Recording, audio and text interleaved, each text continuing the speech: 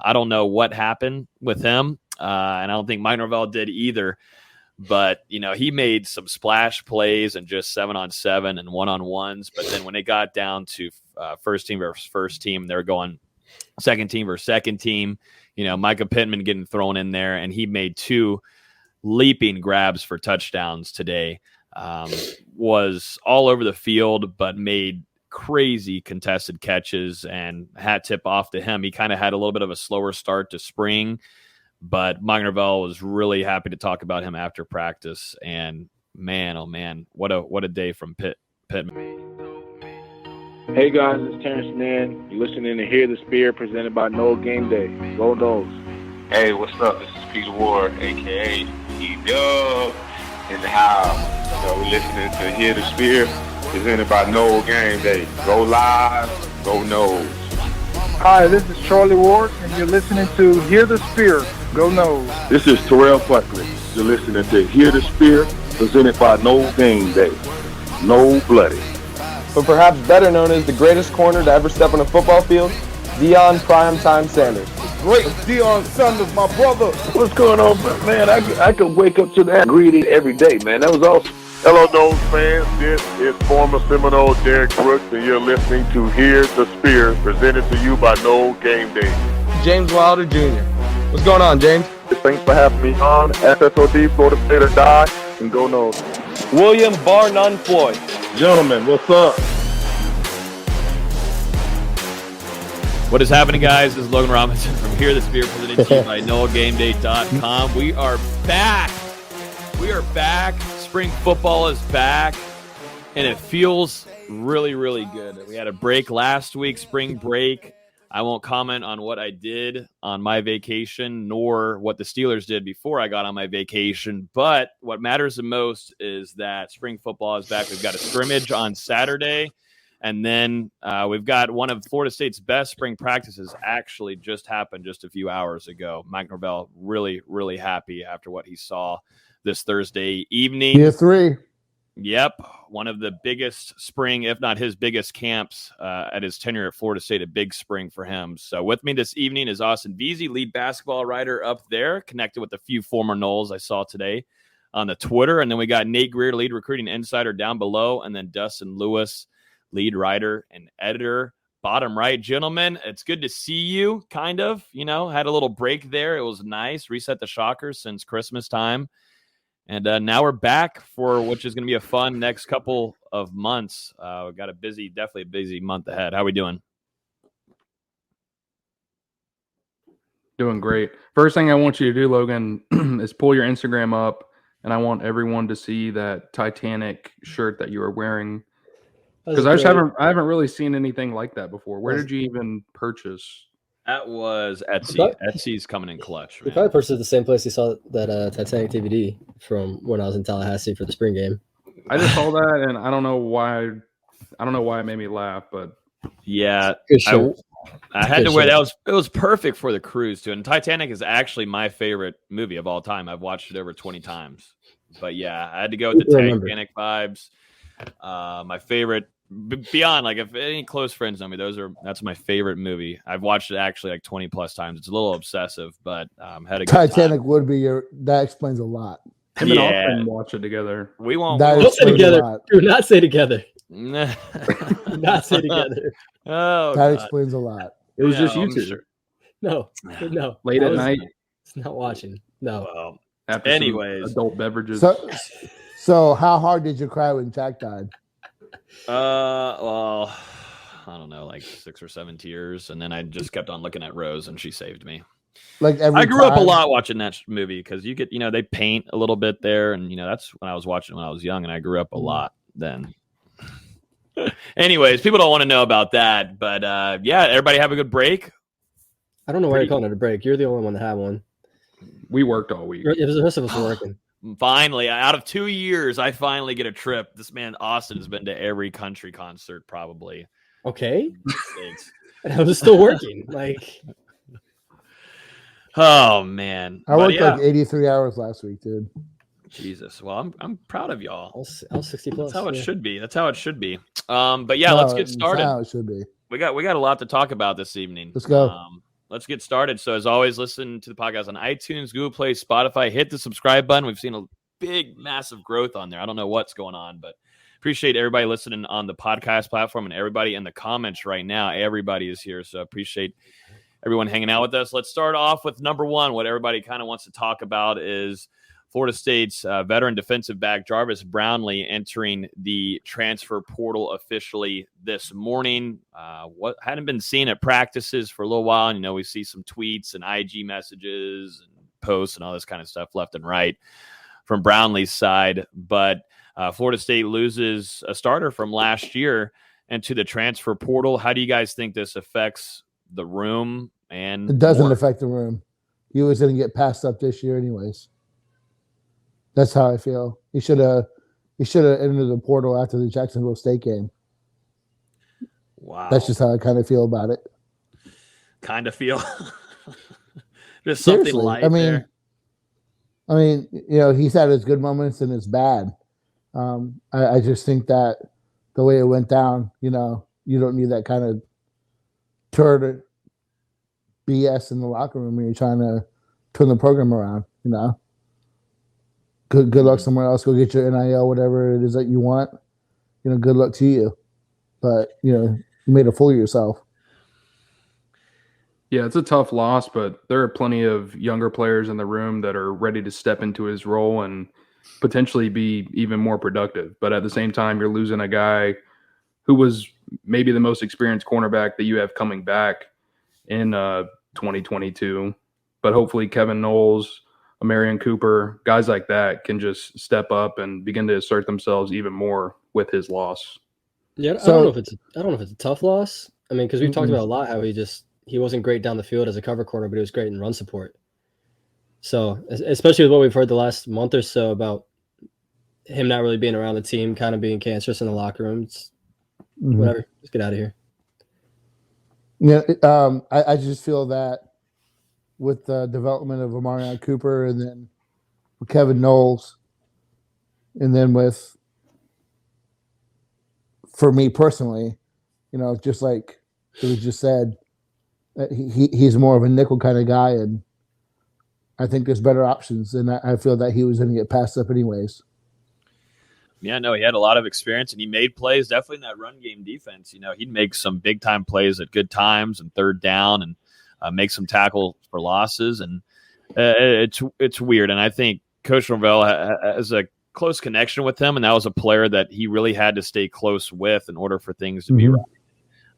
We saw him at tour of duty, and he looked good. Looked 100%, and things were working right. And from what I was told from a source, it wasn't NIL related. This was strictly something inside the program that was working on for a couple of weeks now. And you see that Jarvis Brownlee enters the transfer portal. But like you guys are mentioning, I think there's a lot of optimism. There might not be a ton of college game experience or a lot of reps or plays, but there is some depth there that Florida State's able to work with. I mean, you're seeing Amarian Cooper make plays, Kevin Knowles. Those two last year were highlights from the season. And then you're starting to see some other guys, which we'll talk about when we get into some of these spring practice observations.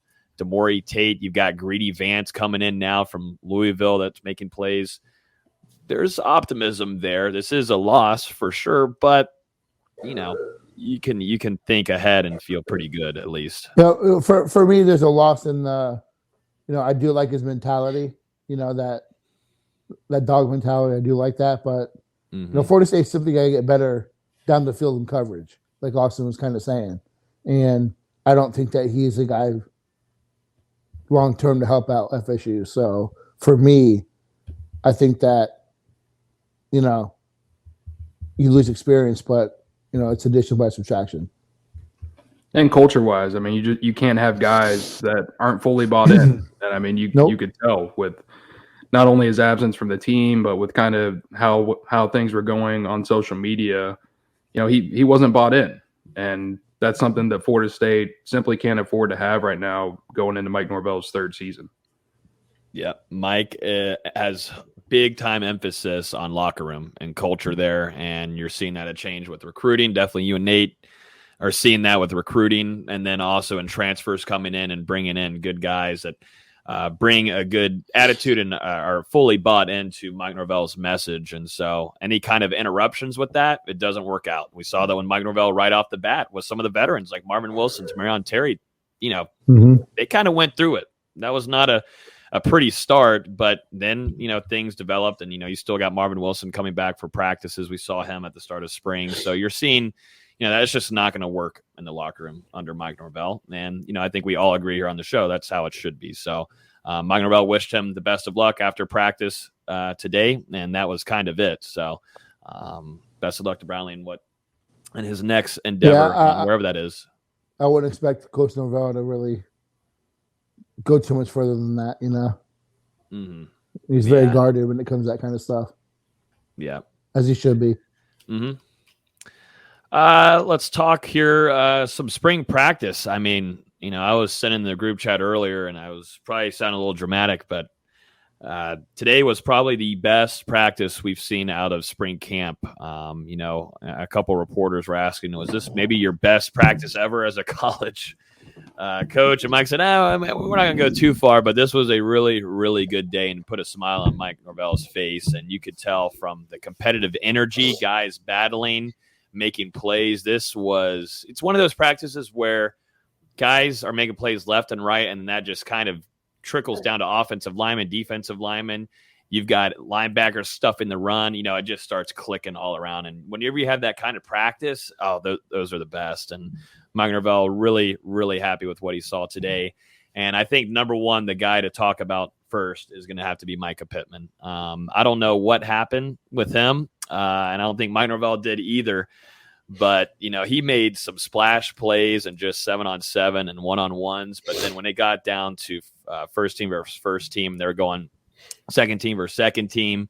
Micah Pittman getting thrown in there, and he made 2 leaping grabs for touchdowns today. Was all over the field, but made crazy contested catches, and hat tip off to him. He kind of had a little bit of a slower start to spring, but Mike Norvell was really happy to talk about him after practice. And man, oh man, what a day from Pittman. What are we smiling about, Dustin? I was just looking at the comments. Oh. But yeah, the Oregon transfer wide receiver had a day, and that's a really good thing to see, because we were hearing about Johnny Wilson, who also had a solid day. You got to see Malik McLean, who had multiple catches for touchdowns from Jordan Travis. Absolute stud with these wide receiver room. And you look at too, Jordan Travis connecting with these guys, and I think the chemistry is already built there with McLean. But Jordan Travis, was kind of on his A game with some beautiful throws to McLean and Ontario Wilson. And, you saw defensive players like Jared Verse coming in for sacks. You had Steven Diggs Jr. coming in to stuff the run. I think you had an interception from Sam McCall. You had 2 interceptions from Shaheem Brown today, who obviously had a really big spring last year. Starting to see him click in also.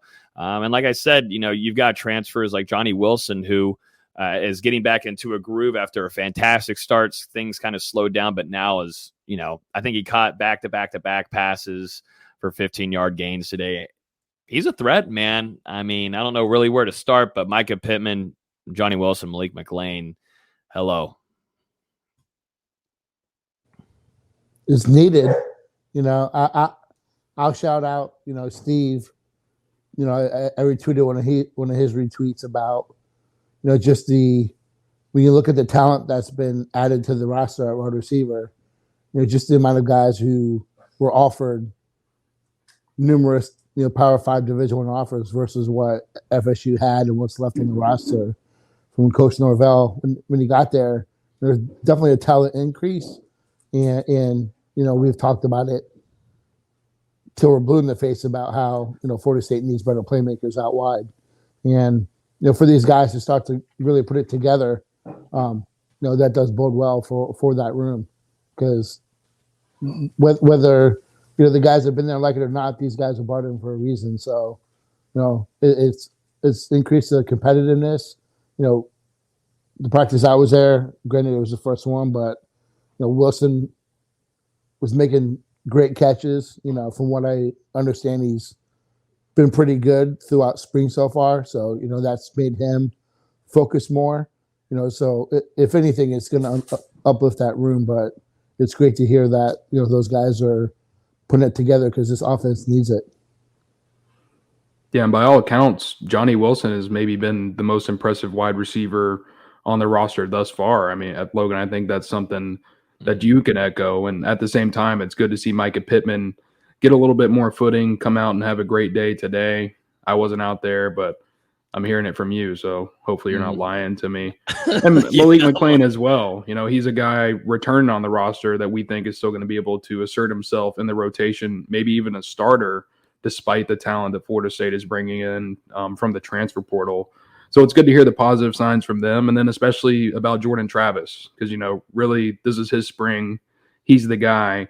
And to hear that he's stepping up, continuing to make developments, becoming better as a passer, more comfortable in the pocket. Really, when I was out there, it just seems like he's so comfortable in the offense. He's talking with guys beforehand about plays, letting them know where they should be, how he's going to throw the football, certain things like that. So just him coming along as a leader has been another step that has impressed me. And now who's going to step up behind him and become the backup quarterback? Because we've seen some signs from AJ. We've seen some signs from Tate Rodemaker. Who's going to step up? I think there's still, 9 more spring practices for that to slowly begin to get figured out. Yeah, this is a big spring scrimmage on Saturday. It will be closed to media, so we won't be able to be there and give y'all, analysis on that. But this quarterback, which I want to get to in a second, but I forgot to mention Johnny Wilson had another wild catch down the middle. Dude hanging. So it was pass interference. The shirt was being held, and he was dragging the DB with him. Leaping catch in the air and caught it and brought it down. I think Mike Norvell hauled 20 yards to him, and then Coach Atkins from the other side of the IPF ran 50 yards to go celebrate with Johnny Wilson. Incredible acrobatic catch by the tall wide receiver. He really is becoming a threat. And, I talked about on the Mark Rogers show last night, you're losing Winston Wright Jr., which we haven't really commented on yet, but you lose him for, whatever estimated time. Mike Norvell didn't really give us an answer on what that looks like. I think there's still things for him, for Winston Wright just getting better and after a really brutal car wreck. So wishing him the best and his family. But you lose Winston Wright Jr., who's a guy that's stepping up, and that's been Johnny Wilson. I mean, I don't think anybody in this group right now on the show was expecting him to emerge like this, like he has, and to be a threat in midfield. We knew he'd probably be a threat in the red zone. This has been a huge, big time grab for Florida State and that transfer portal. And this is something Mike Norvell continues to do. He knows what talent to grab in that transfer portal and develop them well. Yeah, he's been more of a complete guy than I expected. Yeah. Complete. Yeah, you saw him in person, Nate. The speed, how big he is, but how he's got some muscle. I thought when I saw him in person, I thought I'd see, a skinny guy, tall, kind of like Greg Carrish a little bit, but he's got some I was meat surprised on him. with how flexible, he's not, not stiff by any means. And, the way that he can, he's a big guy that can run really sharp routes. I was really surprised by it. I want to comment. Please. I do want to comment. I do want to comment too on Greedy Vance, who had a slower start to spring and has really turned into becoming a guy that's made plays left and right with multiple interceptions last couple of practices. And, we talked about Brownlee Jr. being gone now, entering the transfer portal, and Greedy Vance stepping up here, getting a lot of burn on the ones, in that first little period there where the media is allowed to share video. You see Greedy Vance in there playing with the ones and, had a slower start to spring, but is starting to click, making plays, doing well in contested coverage, and almost being kind of locked down at sometimes where, quarterbacks aren't able to throw his way. And so Malik McClain did have some good reps. Best way to put it, Logan, is that Greedy Vance is one of those guys that when the pads come on, you see what kind of player he is. He's a gnat. He's annoying. Maybe the Shorts may not be the best thing for him, but the pads come on. I didn't like what I saw first practice. I'll be honest with you, but like you just said, the word is that he's progressively gotten more acclimated and better. So it's good to hear. Yeah, no, that's a really good sign coming from Greedy Vance there. I want to mention too, and we're not going to go too far into this, but it is most certainly worth noting. I thought Demore Tate had his best day, probably as an FSU player, at least the practices that we've been able to view, his best practice. By far, definitely spring. Didn't get to see a lot of them during fall practices, but this spring and this practice alone on Thursday was his best. He made one fantastic play in the end zone on a red zone throw from the quarterback. It was a really great route ran by the wide receiver, Darren Williamson and Brownlee going at it. Both guys battled great, and Demore Tate came away with the PBU leaping and ripping the ball out while leaping to cause the incompletion. And Mike Norvell and the rest of the staff, Coach Woodson, ran over to him and absolutely loved it. And you're starting to see a rhythm from 31. And Nate, you've harped on it a ton, but this is what you wanted. You want to see him click, but you want to see this. You want to see this consistently play out. But 31. Not saying anything too far yet. Nothing too far yet. Yeah. He's healthy, in the right mindset, that goes a long way for, it's can be a little bit of I'm not going to say the effort, but a mind F, it can mess with your mind when you go from being a blue chip top flight recruit and, not having a smooth transition over to the next level, which he hasn't. He's been injured, has some confidence issues, and that's starting to come around for him. And, I've said all along that, Travis Jay and Demore Tate are two of the most talented guys in that secondary. And, they just need one of those guys to put it together. If both can, great, but, it seems like Tate's really – you're starting to hear his name a lot more. And that's great for the defense.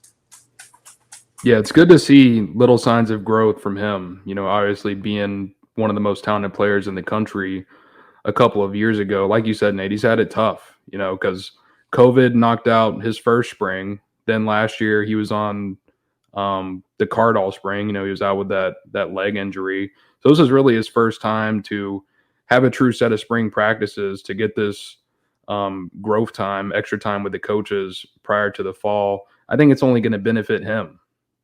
And just he could very well, because, he's a really talented guy. He could very well end up being a big surprise for Florida State moving forward if he can continue to assert himself and stay healthy.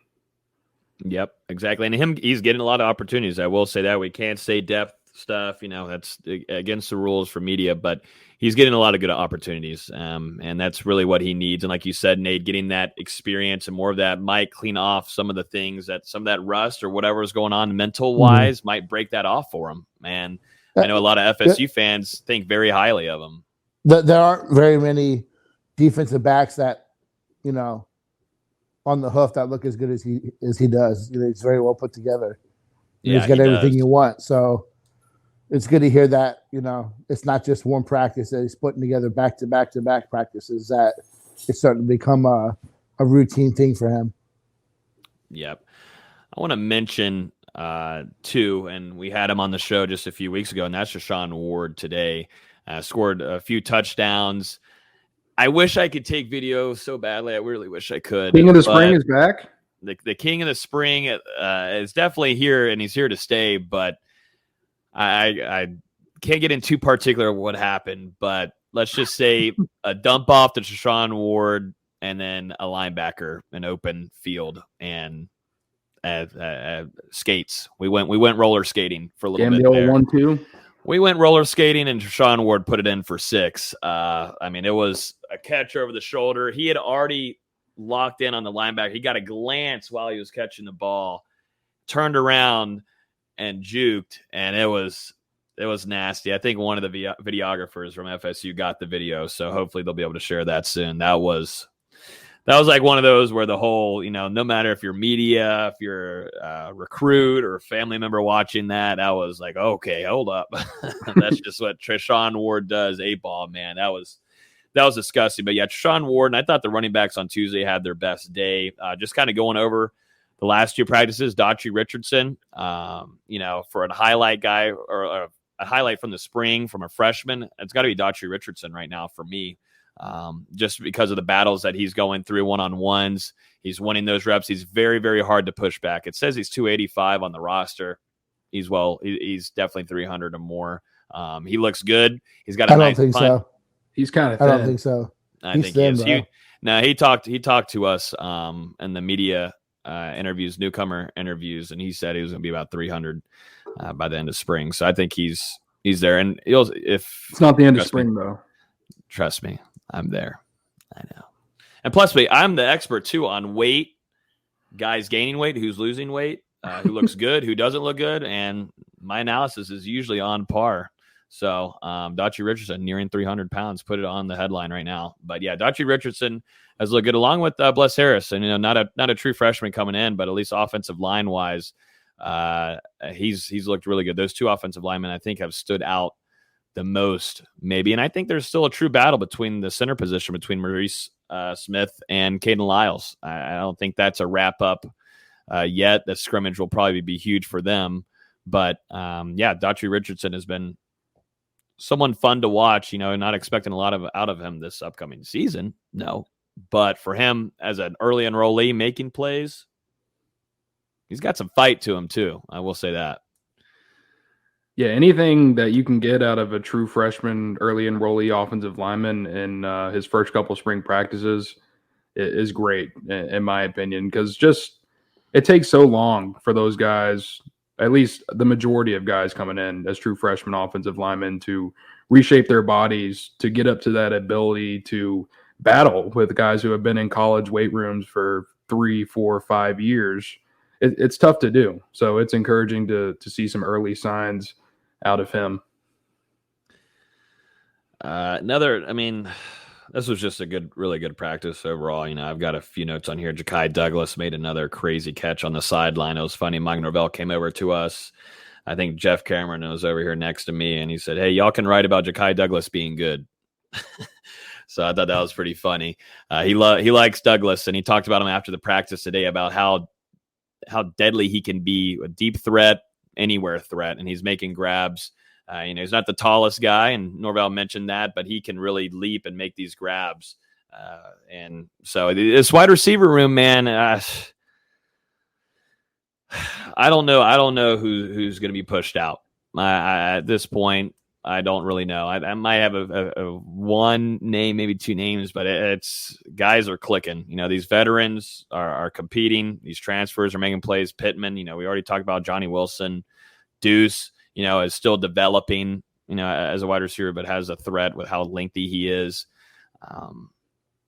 This wide receiver room is a true big time battle, and we expected that with the corner position on the defensive side of the ball. But this scrimmage it's going to be interesting. We'll hear from the coaches and the assistants afterwards. It's around 12:30 on Saturday, so we'll get a little bit more of a feel on it. But the scrimmage will be pretty big for some of these players, definitely. Some of them getting a lot of reps with the ones. Some guys that last year were getting reps with the 3s, they're getting reps with the 1s. We got to see a lot of that today with some of these players getting in and getting some opportunities that they had never seen, that I had never seen before, but maybe they'd never even had too.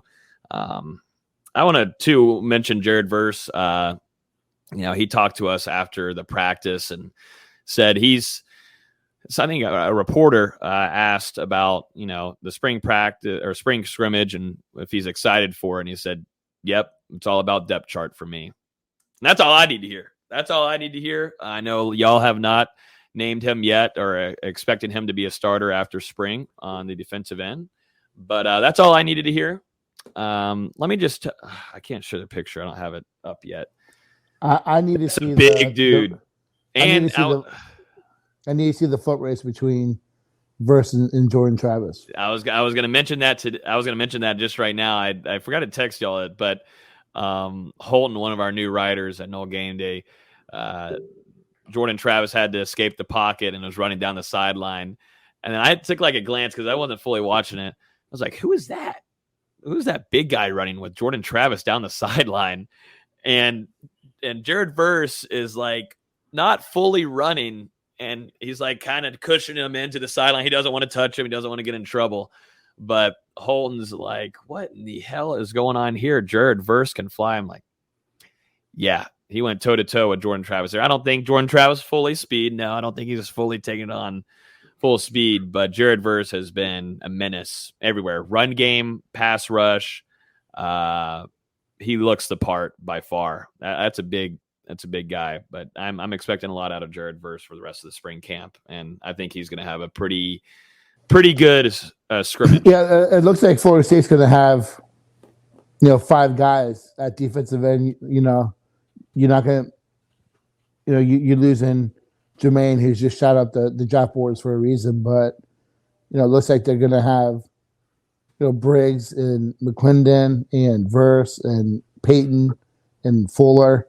So, they're going to have 5 guys that can do a lot. Byron Turner, who no one's really talked about yet, who's had a solid spring.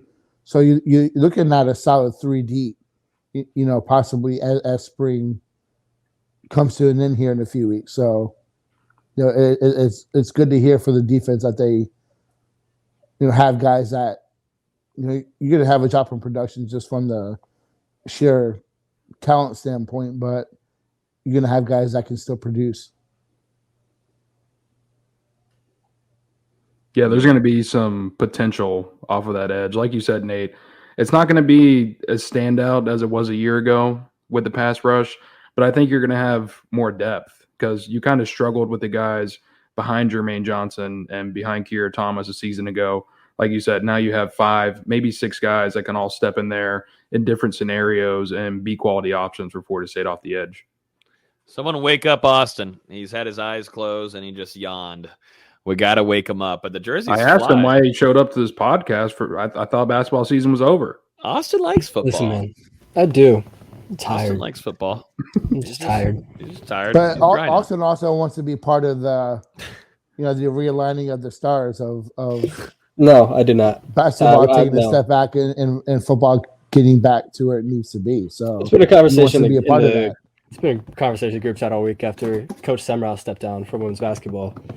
It's been a conversation. I'm not vibing with it. I'm just not. You're just having to deal with it. It's okay. Yeah, it's just going to continue that way. Well, we'll get there. We'll talk about it after one rough season of basketball. Some things are out of your control. Just let it happen. Some things are out of your control. Let it get back to a balanced universe. Let it get back there. And also, a lot of times, it looks like my eyes are closed. I'm actually watching the Gonzaga game, like down here. Yes, I'm watching it too. And so if I may be looking down and watching the game. That's part of it. True.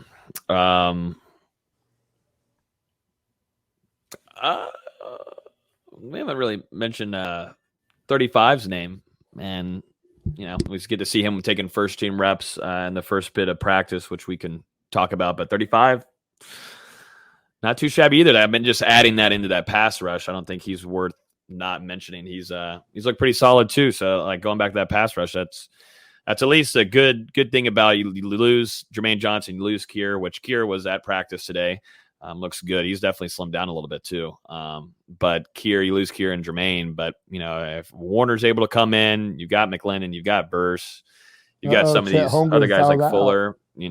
You got a lot of optimism. I'm muting Nate because we're talking about Gonzaga basketball while spring football is going on. I've never seen anything like it. I've never seen anything like it. It's March. Ew. I didn't even know basketball was going on. Someone put in the comments if you've never mind.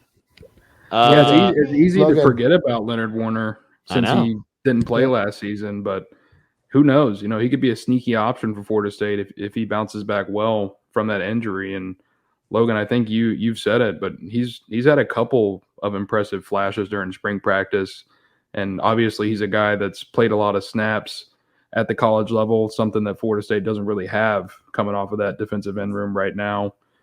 So we'll see. Could be intriguing. You know who hasn't flashed is Mitch Trubisky. We'll talk about that at some point. And trust me, I'm a Bears fan.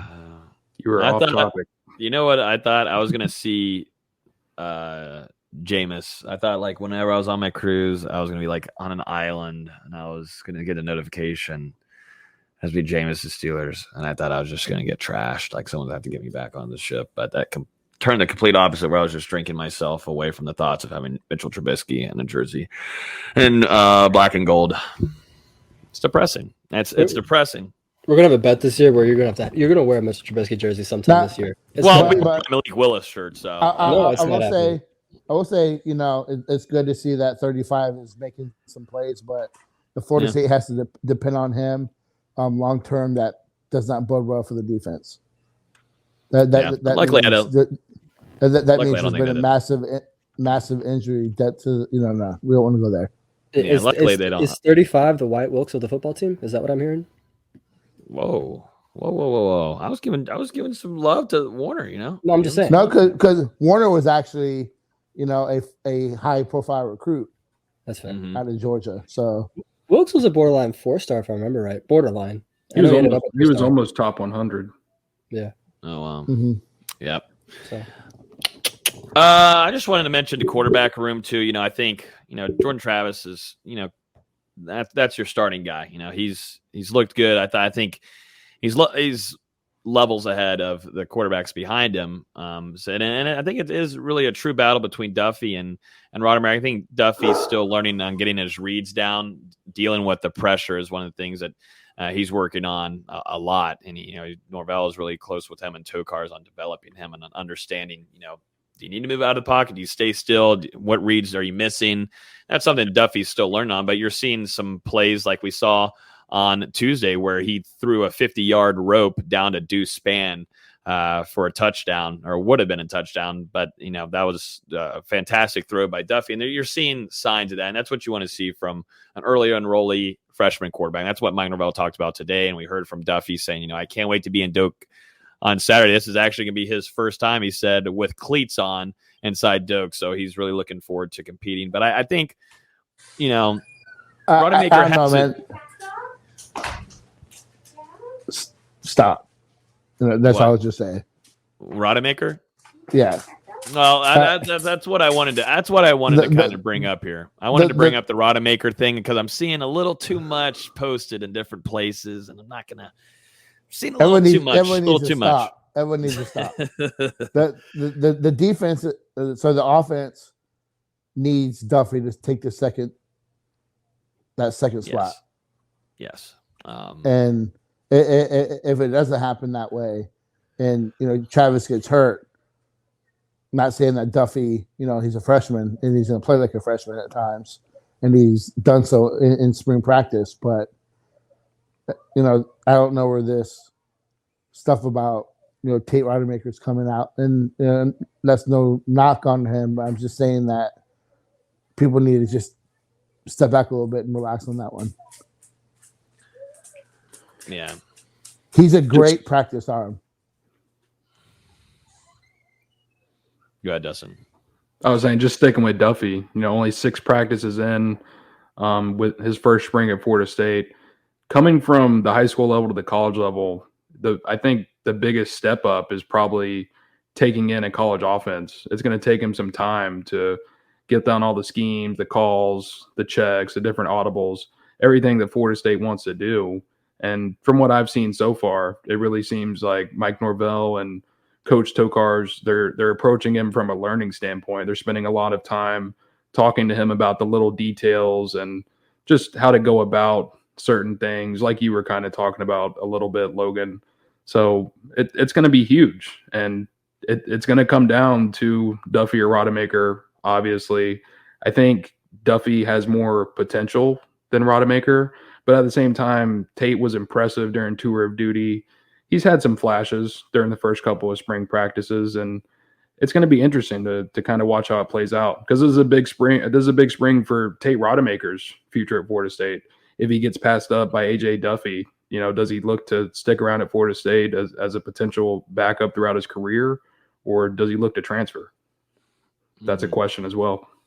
Yeah, you've seen flashes from Rodemaker every spring camp, every fall camp, and that's great. And you're seeing some signs of growth there. But, the whole thing of boom, huge day, at least from the practices I'm not seeing that. I'm not going to crush other people's opinions, but at least from mine, I'm not seeing that. I don't know if I'm at different practices than other people are. I don't know. Maybe I am. Maybe I've drank a little bit too much on the cruise before coming back this week. But, strides are being taken. There's just still a lot of work to be done, and I'll keep it at that. Anything else, gentlemen? Anything else from practice? Anything that y'all heard or anything? I guess you're the one that's at practice. So yeah, I was about to say, go screw yourselves. Let us know if you got something you want to talk about. Yeah, let's talk about, one thing that we do need to talk about, and the chat wants us to give our reaction, and is that new badass FSU locker room that was unveiled over this past weekend. Florida State players came back from spring break and were unveiled and shown the new FSU locker room. And wow, hello, Michael Alford, let's get some things done. Why don't we? And I think Florida State fans are liking their new AD just a tad. I think the players are too. How do y'all feel about those new lockers, man? We got some videos from James Coleman. He sent us a few. He went and visited them on Tuesday. They're big lockers too. I know some of the pictures it doesn't seem that way, but there's some big lockers. They can fit Joshua Farmer. They can fit Robert Cooper. Maybe not Robert Cooper, but they can fit Farmer in there. But yeah, how do y'all think about those locker rooms, man? Those are pretty badass. I thought it was clean. The all white look complemented Florida State's colors really well, I thought. And the trophy room, there definitely needs to be some additions in there, but the way it's set up, it looked really nice. And the lockers themselves, where the players are, they need to be a little bit better on the fine details. I was watching Ja'Kai Douglas's Instagram live, and he was pointing at his locker, and he was like, "What is this?" They had him listed at running back. He's like, he was shouting across the room, I'm a receiver now. So they're going to have to get that switched up. But it was a good unveiling. And it kind of fits the, I guess, not theme, but the direction that a lot of these schools are moving to, and that is, a lot of bright, lots of colors, lots of LEDs, clean, lighting, LED, real sharp stuff. So I like it. If there's ever time for a white helmet, this will be the time. Yeah, I'm waiting on my source to give me the green light to say, all right, they're coming. But they did put an order in for it last year, but like I said, that warehouse like went up in flames or something, so that ruined that. But my favorite detail, dude, I love this side paneling right here, just the extra detailing on here. That's on that spear, that's badass. I like that a lot. Yeah, you saw they've got the compartment for the pads. You can open up the back of the seat, store some valuables. The bottom of the seat, you can store stuff. They've got some charging ports. Really, really nice little setup, and I'm sure those chairs are comfortable too. Those poor, hope they can get a tour and just go sit down. Just sit down. Of course, that's what you want to do. You just want to sit down. I feel bad for those equipment guys that clean that stuff up after. Yeah. I feel bad for the cleaning people having to clean those walls. Those walls are gonna get dirty fast. Yeah, but it's nice, man. It's very modern in what everyone's doing. So, Yep. I didn't like how they had the crystal ball just out in the open. Guys were just walking over and picking up the crystal ball, and I forget who I was watching there live. He was like, "This is worth $1 million." And that was Mike Fuller. I think that was Krishawn Fuller. I think it was. It was Fuller or a DB or something. Maybe it was Kevin Knowles. I don't know. I know. It's like the extra details up here. You got your LEDs, but then you got like the different kind of design. I don't know. I'm not in architecture, whatever the heck that's called, but it's pretty, I like it. That Renegade, it's clean. Yeah, the Renegade there, and then having all of these here, Mm-hmm. the rings from the years. But yeah, I think my favorite part, I didn't know that these spears on the side. I love that new FSU spear. The new FSU spear is clean. But yeah, you can see a lot of current nose form. You can see RB right there. You can see it. Yeah. And then you got Micah Pittman, commenting that it's better than Oregon's. Yeah, where did he comment that at? Was it on a YouTube video or something? It was somewhere he said it. I don't know if he was, I saw a tweet. But that was interesting. Maybe it was just the excitement of something new, but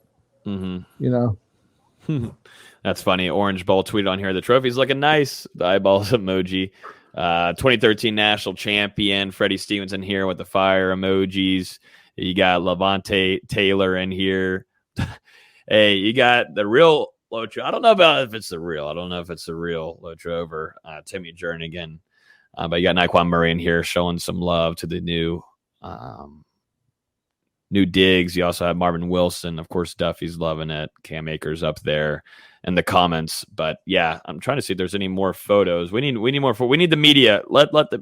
Come on, FSU. Let the media get in there. I don't want to be, selfish or anything, but I'm just trying to get some more pictures and videos for the listeners here. So, I won't take a crystal ball. Just a nice little tour. No, I might touch it, but that's about it. Might touch it.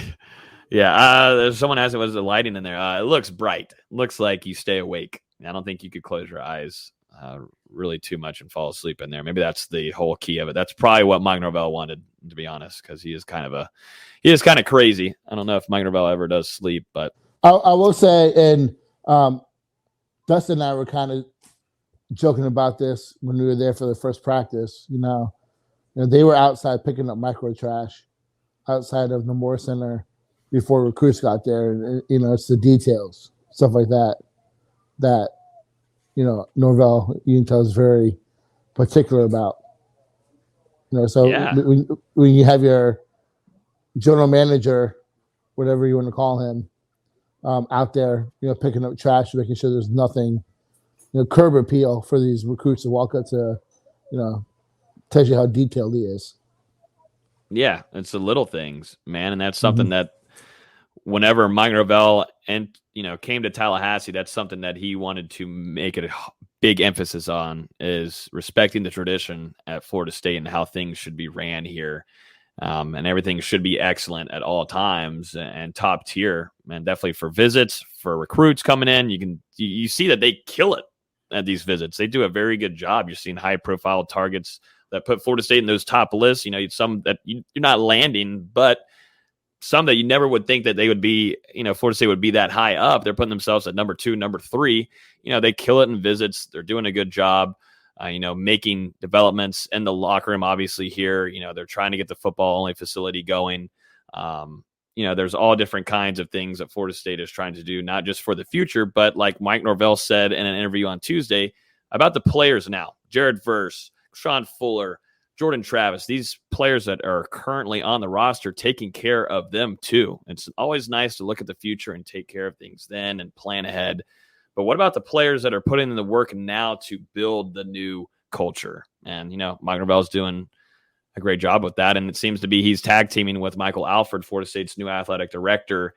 And, since his arrival, things have been kicking. And now with him being promoted to AD, he's still very hands-on with boosters and other curricular things outside of, athletic department stuff. They're making moves, and it's very much needed. The reaction from these players was awesome.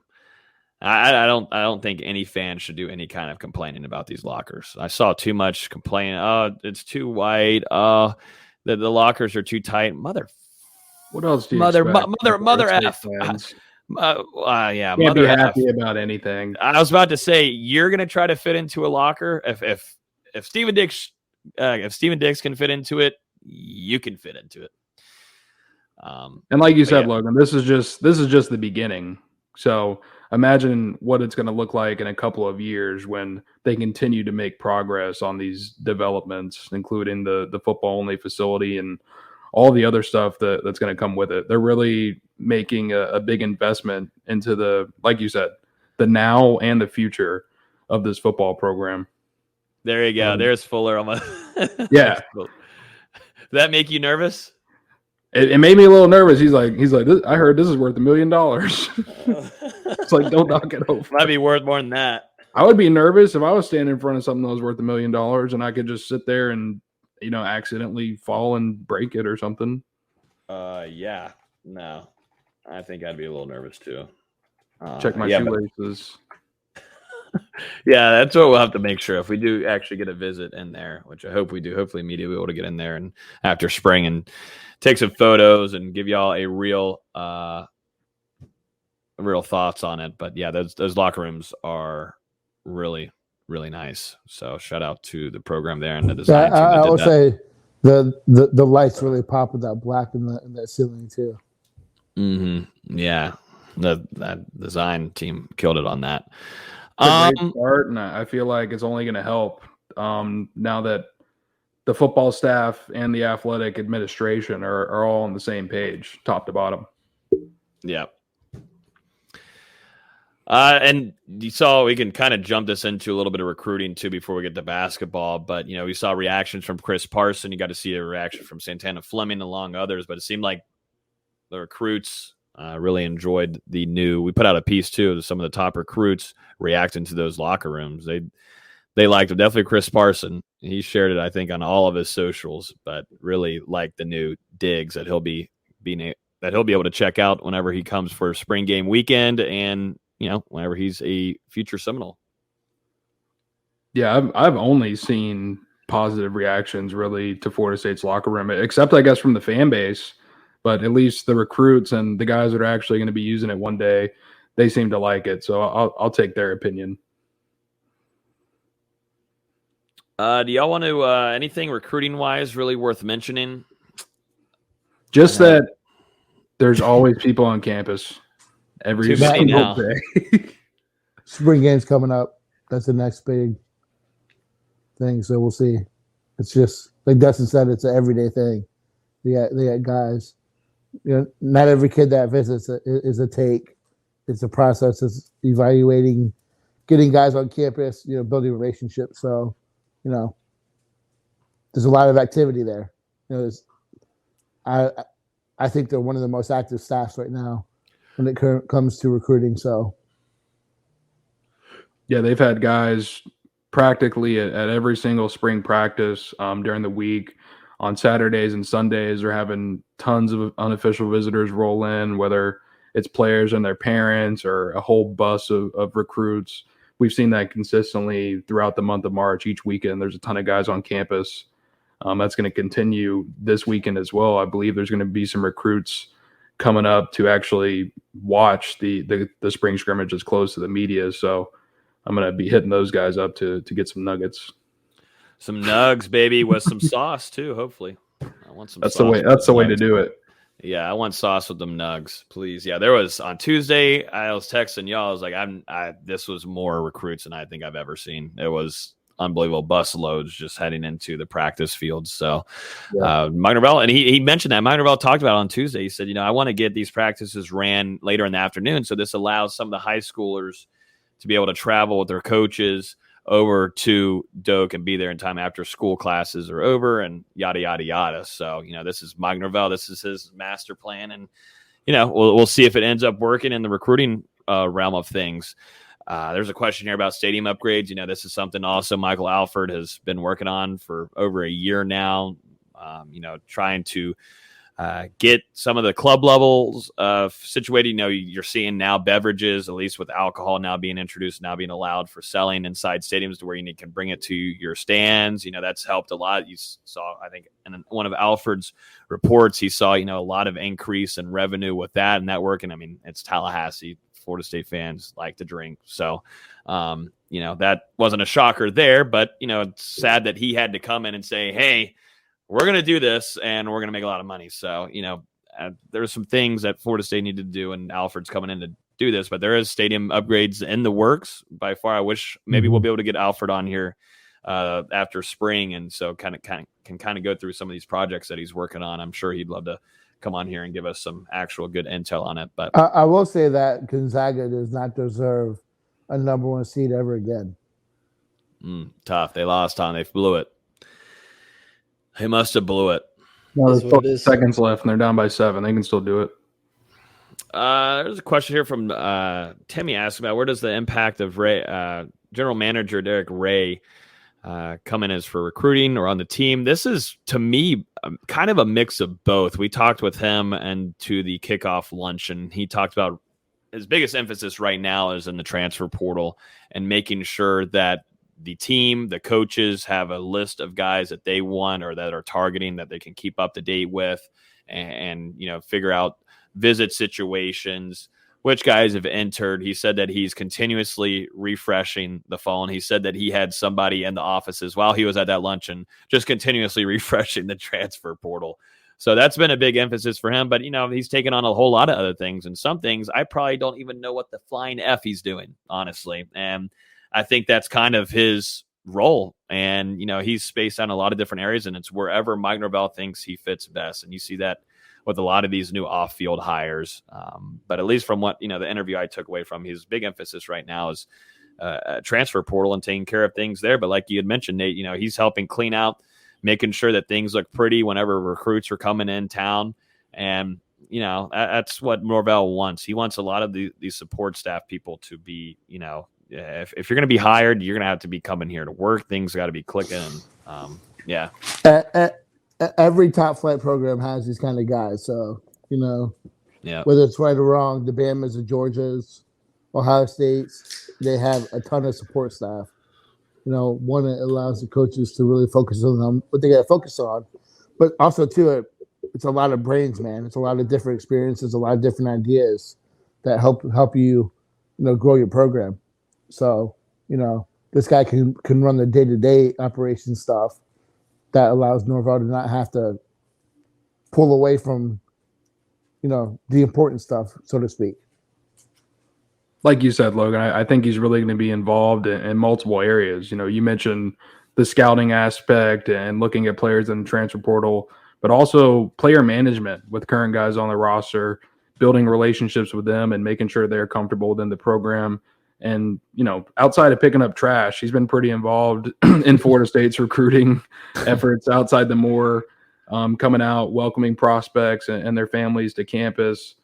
Just being out there involved, talking to guys, engaged, and just from everything I've seen so far, really impressive individual. And not only that, onto the recruiting trail, I've noticed guys from the West Coast that are getting offers, they're mentioning him a lot. So it seems like he's being directly involved in putting out some offers for Florida State, which is big as well. So Ray is going to have a pretty significant impact on Florida State's program moving forward. Yeah. And like I said, we probably don't know 90% of what that flying F he's doing. Probably but not.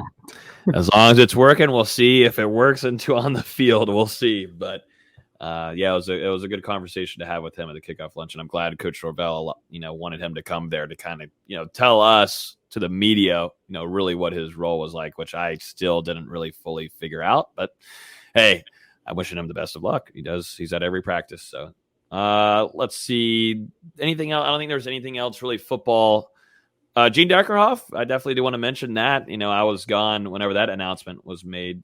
What do you say, D-Lou? Or Nate, the GOAT? I said that sucks, man. Yeah. That does suck.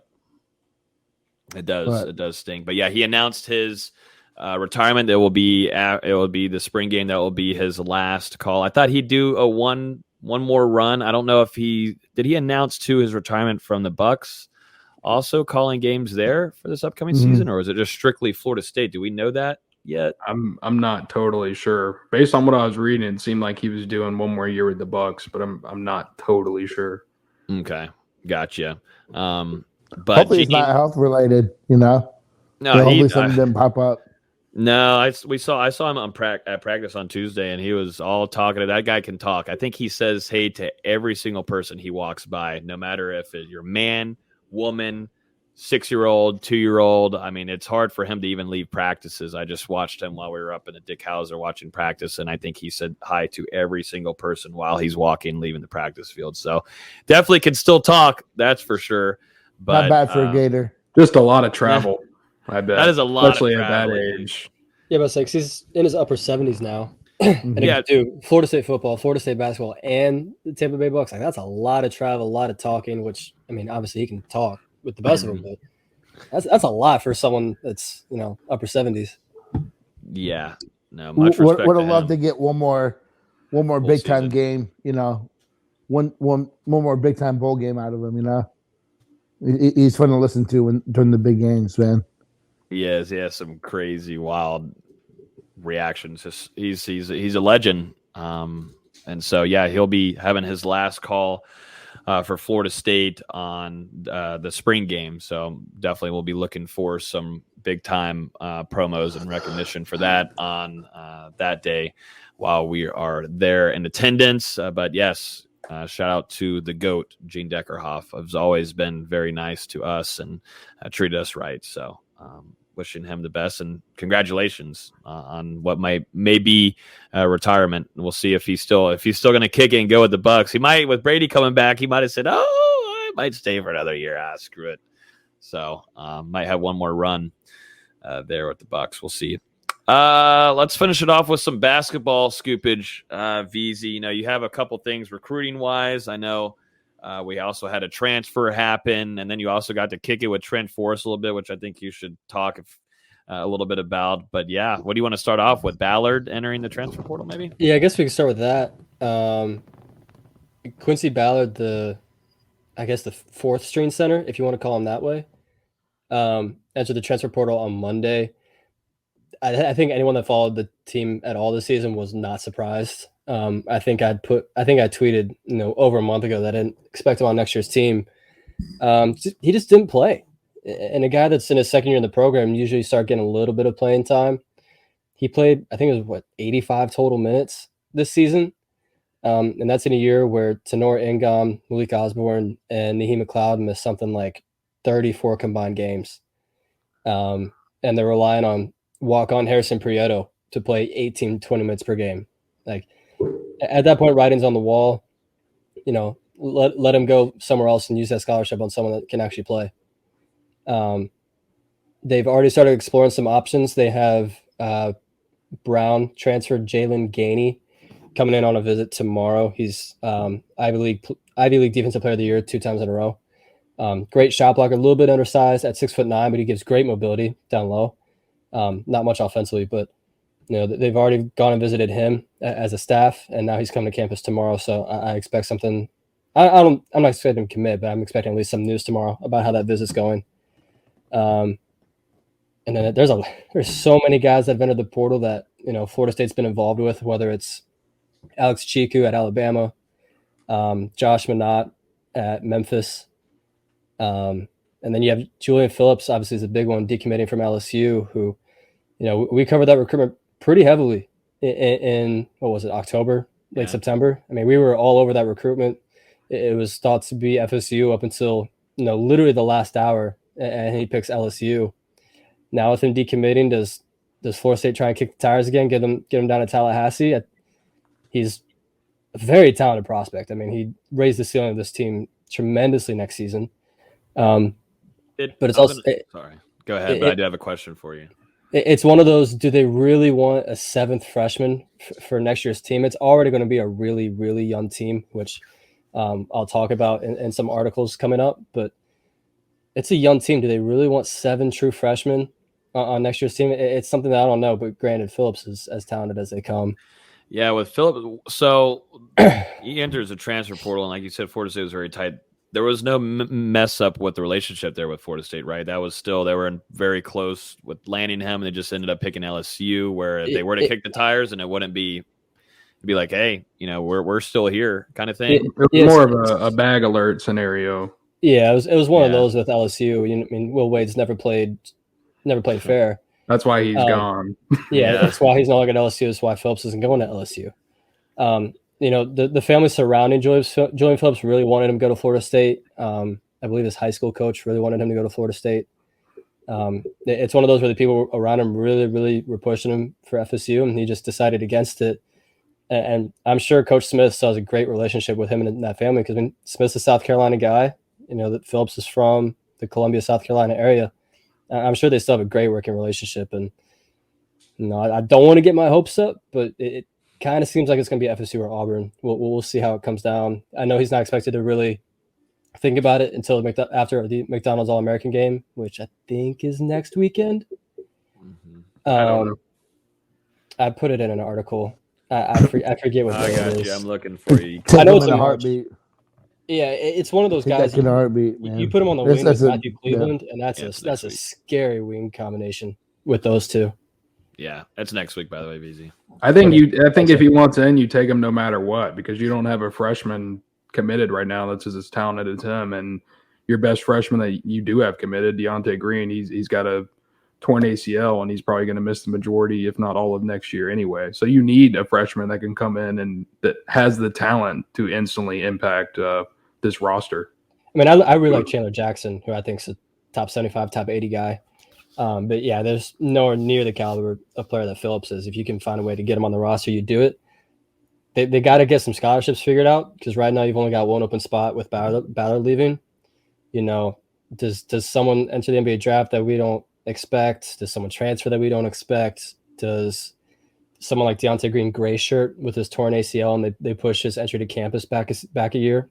I mean, there's things they can do. I just don't know if they'll actually do it. But this team needs a talent influx. They really do. I talked about it a little bit in my season grade analysis or season report card article that y'all published today. And there's a lot about that. I talked about guys that they're thinking about the NBA, but it doesn't really make a lot of sense. So I published that, by the way. Thank you.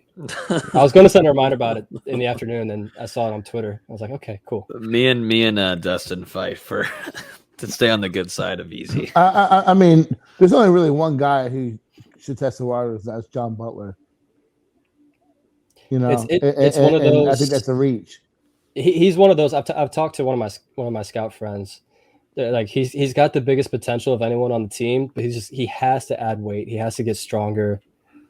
He has to improve his consistency, like game to game. Because there's games like Notre Dame where he's got 18 points, 4 blocks, like just dominating both ends of the floor. And then he had plenty of other games where he has 3 points on 8 shots. He's getting pushed around everywhere. He's really got to build up his frame a little bit, get to maybe 210, 215 weight wise, because he's still at 190. It's very light for someone his size. I agree with that. That's the biggest knock on his game right now, is just him continuing to add size and muscle, as well as staying healthy. Because I think you've said it a lot, but he dealt with an ankle injury throughout the majority of conference play that really hindered him. Yeah, he for most of the conference play, anytime he wasn't playing, he was in a walking boot, which that's tough. For any player, much less a true freshman that weighs 190 pounds at 7'1". Got to stay healthy, got to get stronger. Which, Coach Bradley with the strength and training program at Florida State, he does a great job of getting those guys built. There's a reason Malik Osborne's as big as he is now, that Chris Kamaji gained, 60 pounds over the course of his career. If anyone can do it, it's Coach Bradley. Mm-hmm. Man, I could dunk on Nate Greer so easily. It could be so easy. I'm just now thinking about that. Like, just poster, just right over his neck, that big neck, just right over it. On a 10-foot goal or like an 8-foot goal? Yeah. Nate shared that video. That was really funny. Yeah, that would be Dustin. Nate does this once a week where he'll go, "Hey, did you guys see Dustin do this?" It's such a dad. It's a dad thing to do. He doesn't have a son, so he's got to be. It is like a once a week thing at like a random time, and I just look at my phone. And I'm like, "What was the one Dustin's getting last bullied. week?" Going back to work. The one last week was hilarious. I forget what video it was. I didn't get to see that one. I didn't get to see it. I completely forget. The one last week was better than this one. I agree, but I can't remember it. Like the detail. Tough. Just keep it up, Nate. Keep it up. There's too many messages to scroll back to. Yeah, Logan. Yeah. Never in your life would you dunk on me. 1, you don't have the ups for it. 2, I'd foul the shit out of you. Yeah, you probably just throw me. I completely Bill and beer your ass. Nah. You Let would me not get a few ever. shots and I'm good to go. We'll be ready to rock. You said so. You were with Trent Forrest though today. Yeah. You got to meet up with Tallahassee legend.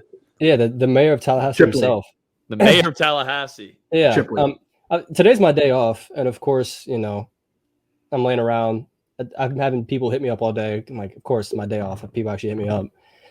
But at 4:00, he calls me. He's like, "Hey man, we just landed at the shop. I want to come check it out." I'm like, No, but I could be there. So Oh, shower real quick, run up there.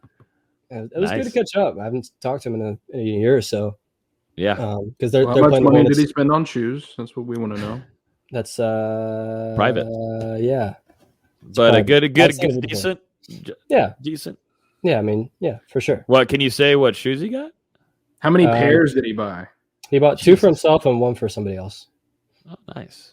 I didn't get mine, pairs. so I still haven't got mine. Neither is Nate. Good. It was good to catch up, see how he's doing. What did he buy? What did he buy? Because I know there's some 2 pairs shoe of people. dunks. For anybody that knows, he just bought those purple and white dunks that just came out. And then there's another pair called the Curry dunks that only came out overseas. He got those. And then he got the Fragment collaboration with Nike on the Sakai waffle. He got the all gray pair of those. On the what waffle? Sakai. Sakai is its own kind of brand. You got to know, like all these The days shoe compared people- to what shoe people Dustin know- wears, he has zero Yeah. clue what's being said. Yeah, so we got these. These just came out like let last me go week. grab my tennis shoes. It's kind of an embarrassment. I don't even know what would you call Dustin's shoes, Austin? Please. How did you guys get the overseas Curry shoe? You know, What are they called? we can get anything. They're called a medium Curry. Yeah, great. Oh, it's not Steph Curry shoes, though. Are these? Yeah. Is it? Oh, these are pretty cool. Yeah, There's those no are way in really, hell really I nice. could rock those. There's no way in hell I could rock Really, them. really nice. Yeah. We've only touched 2 pairs, and he got one of them. Which Those one? are What are the other probably ones you got? Pretty pricey. Sakai, Sacai. Fragment. Gray. Waffle gray. I see it. Oh wow! Look at what the. What in the world are these? They're comfortable. He got those What for somebody the- else. Yeah, he got those for somebody else. They're a mix of New Balance. Look at the double swoosh. They almost like old New Balance kind of Everything's vibes. double. So like the outsole's double, the swooshes are double, the laces are yellow, the ton's double. Oh yeah, Hmm. those are pretty dope though. How much? What do those range around? You don't have to give us a price that you gave him. But what do those range? 500s. Get me out. Get me out. Yeah. Get me out. Get me out. Get me out. Get me out. It was great catching up with him because me and him were really close in college. Yeah, The podcast we did with him was one of my favorites we've ever done. I'd love to have him back on. Just a really cool dude, really laid back. Great to catch up with him. I'll see him tomorrow night as well at the game. Because they're playing the Hornets tomorrow night. Flex. Odd flex. Yeah, that's a Still gonna flex. see him tomorrow.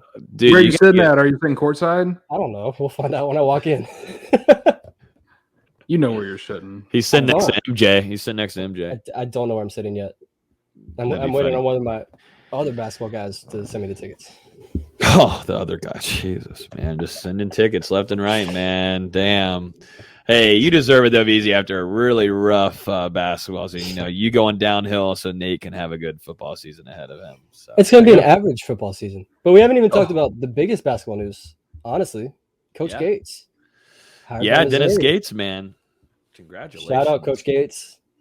I had a conversation with Coach Jones So- yesterday about it. We were both excited for him.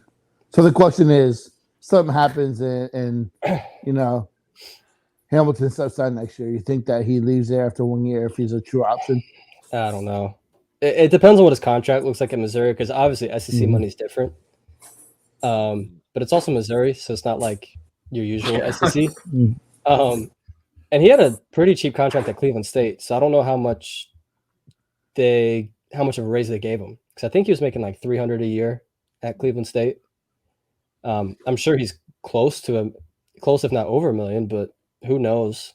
And I know Florida State's giving Ham, what is it, like 2.13 million, something like that. So I mean, he's got to be the next guy that everyone wants, right? oh, for sure. I mean, you should have seen all the tweets after he got hired by Missouri from Florida State fans. Like, oh, I thought he was our guy next.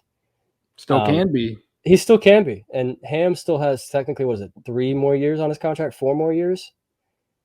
So, you know, stars align, maybe something works out. But Coach Gates was always one of those guys that once he got a head coaching job, he was going to rise fast. We saw that. He was only at Cleveland State for 3 years, got into an NCAA tournament for the first time since, 2007, 2008, something like that. Back-to-back league championships in the regular season. He was always going to succeed once he got that spot. It took him a little bit too long to get the job. Because I know at FSU he interviewed for numerous jobs, Marquette, Cal, just plenty of jobs he just didn't get. I knew his time would come, and I'm super happy for him, super happy for his family, and he's going to succeed at Missouri, even if the Missouri fans aren't exactly happy about it. They can go eat a bag of flaming hot. They were so upset for no reason.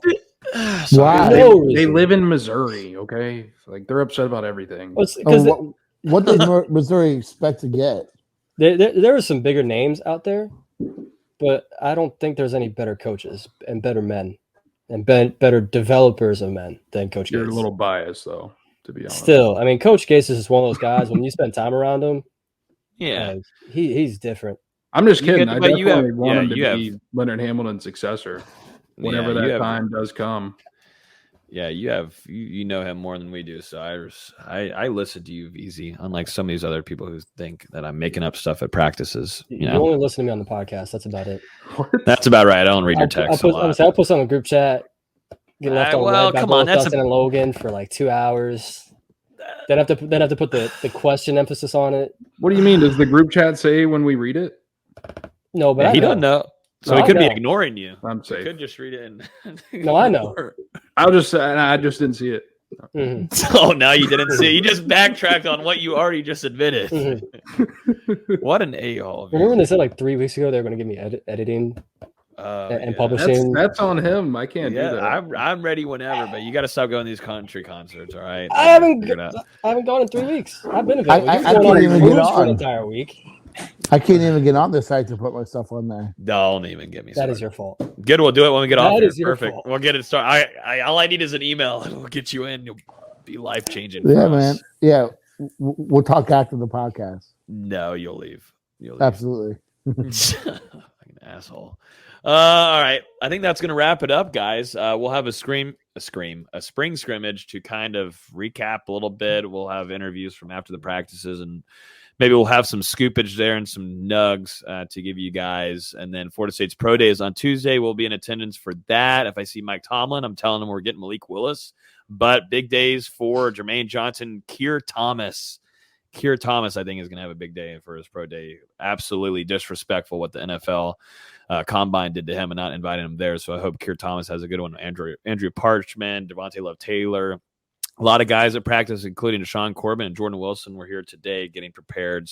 Emmett Rice, too. So a lot of guys competing on Tuesday in front of some NFL scouts. So we'll be there in attendance for that. And then we'll be live on Thursday at 8:30. Still trying to figure out what the football practice schedule is going to be like next week. So it's probably going to be all over the place with Pro Day being on Tuesday. So we'll see. But I think that's going to wrap it up, everybody. Appreciate everyone on here. Thanks for welcoming us back after our break. If you haven't yet, if you're a Bucs fan, if you like Tampa, go check out our site, bucksgameday.com. Things are starting to bump over there. We've got a lot of content coming for you guys. So I know a lot of FSU fans here listen on to this and are also Bucs fans. So we're trying to bring a lot of content over there for y'all. So if you are a Bucs fan, at Bucs Game Day on Twitter and bucksgameday.com, powered by Sports Illustrated. So everybody enjoy the rest of y'all's week and weekend. If you're listening on iTunes, subscribe, hit the follow button, along with Spotify and our friends over there at Google Play. Subscribe now. Comment. Appreciate everybody listening. The numbers have been crazy wild, so I appreciate it. We got a big busy month ahead, so appreciate it. All right, y'all have a great weekend, and we'll talk to you guys next week. Peace. Mama told me not to say a word.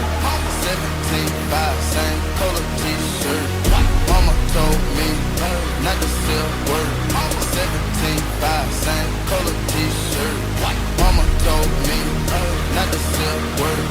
17.5, same color t-shirt. Mama told me not to say a word.